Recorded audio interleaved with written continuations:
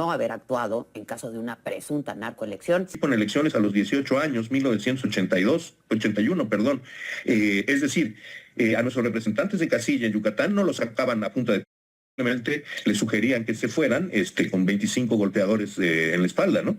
Y tenían que salir. PRI todavía se estaba tratando de desacostumbrar a meter la mano en cualquier proceso, ilícitamente en cualquier proceso electoral, existan y que haya un clima de violencia general en las elecciones en México, como algunas voces dijeron en el 24, no es una conclusión legítima.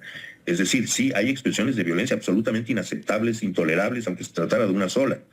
Pero eso no quiere decir que el país viva sus elecciones en medio de un clima de violencia. ¿Qué pasó en esa elección, en ese proceso electoral del 2021? ¿De quién sería en todo caso la responsabilidad de no haber actuado en caso de una presunta narcoelección? Saludo esta mañana y con mucho gusto al consejero del INE, Uquib Espadas. ¿Cómo estás, Uquib? Buenos días. Hola, perdón, me estaban hablando del estudio y no pude oír la pregunta de la... Todavía no pregunto, solo te estaba saludando, pero ahora te pregunto. Perdón. Es que pensé que ya estábamos al aire, es que no me enteré ni de lo que decían de un lado ni del otro. No, ya sí estamos al aire y solo te estaba saludando. Gracias, de hecho, por acompañarnos. No te preocupes. Pues la pregunta es, Uquib, si el INE sería responsable de haber validado la elección allá en Sinaloa, una supuesta narcoelección en el 2021. Pues parafraseando al clásico, ¿y por qué nosotros? ¿Y yo por qué, no? No, a ver, yo tengo que desviarme un poco de la respuesta directa, que para adelantarlo es no.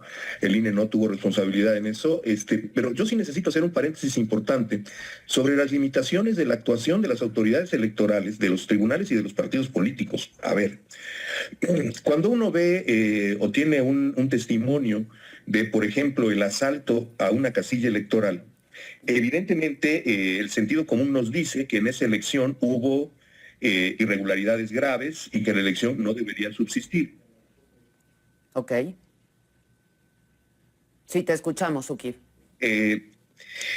Ahora bien, la realidad es que la ley electoral, la validez de una elección, por decirlo así, camina sobre el filo de una navaja.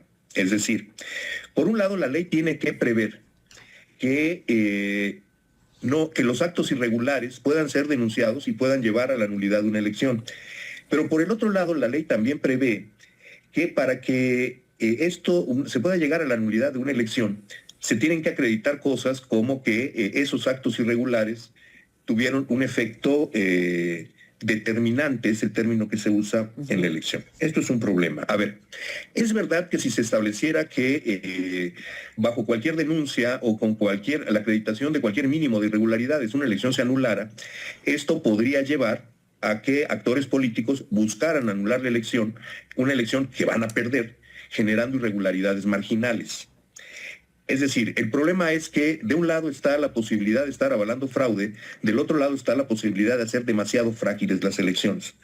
Esto es un precedente general que explica por qué la ley marca cuestiones como las que marca. Por ejemplo, para tirar una elección hace falta acreditar que hubo irregularidades determinantes, es decir, si hubo irregularidades no determinantes, esa es otra larga discusión, esa casilla sobrevive.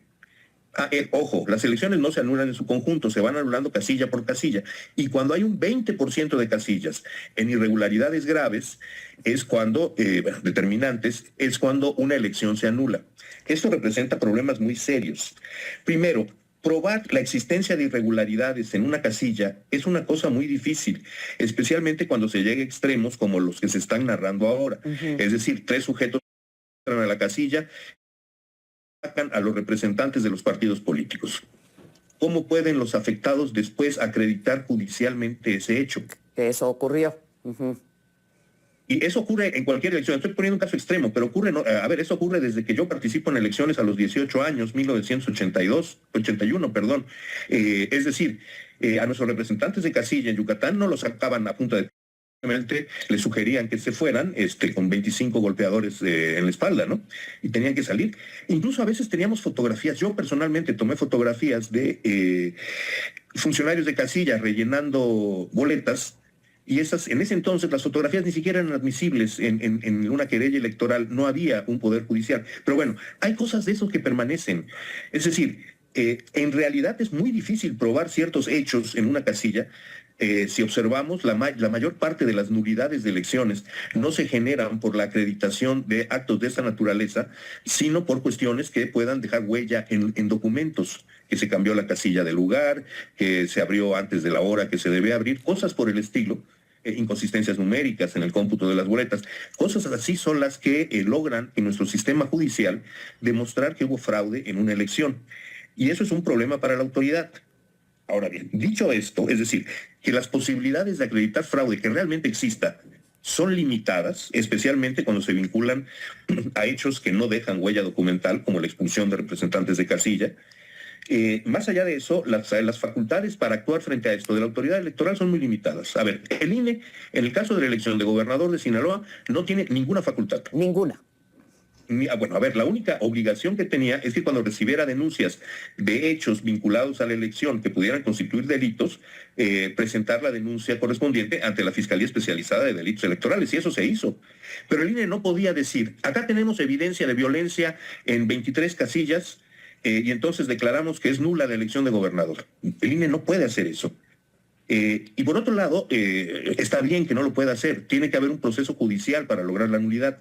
Pero a ver, y en el caso del tribunal, yo no defiendo a los tribunales, yo soy muy crítico de los tribunales desde que era litigante opositor y hasta el día de hoy.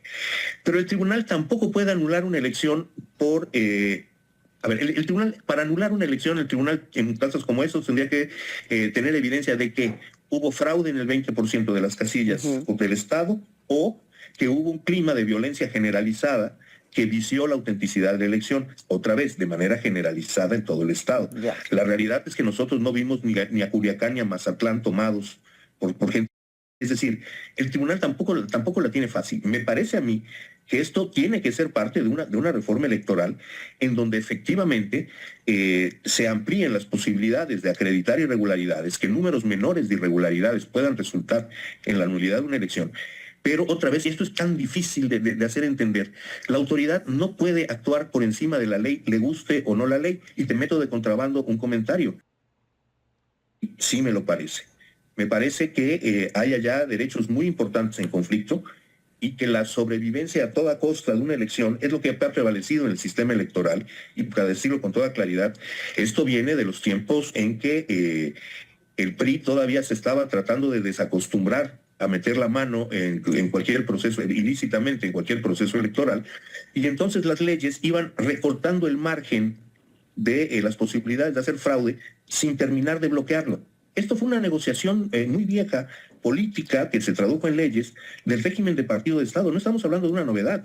Esto ha sido así desde que nació el litigio electoral en este país, que fue en 1996. Entonces, vamos, creo que las leyes tienen que cambiar, creo que se tienen que ampliar las posibilidades de que legalmente se acredite que ciertos hechos alteran las elecciones, y tiene que hacerse más factible que hechos, especialmente hechos de violencia, puedan llevar a la nulidad de elecciones.